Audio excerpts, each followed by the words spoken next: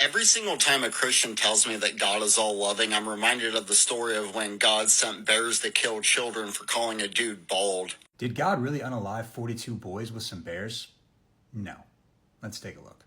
The first question we need to address is, are they boys? Are they children?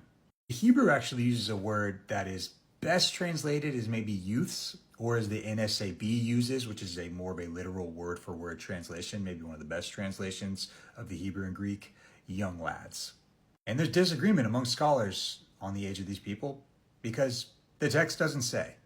So if you're assuming that they're children, you've inserted that into the text. You don't actually know that. What is clear is that they're old enough to form a mob and run around the city on their own and go approach a prophet of the Lord. So do with that what you will. And of course in the text, no one dies. Then the two female bears came up out of the woods and tore up 42 of the lads of their number. So 42 were mauled by bears, not unalived by bears.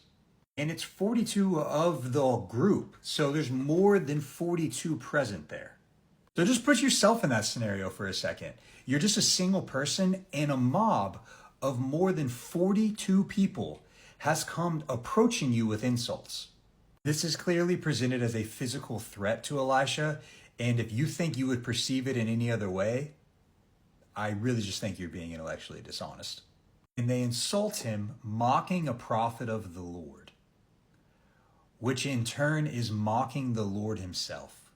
So God sends two bears to bring judgment against a mocking of the name of the Lord and to protect his prophet. And an honest, more charitable reading of the text is that this was not against children and that the punishment was not death.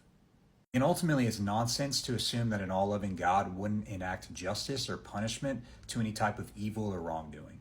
In fact, if God is all-loving, then we should suspect that he would bring justice and punishment against any evil or wrongdoing.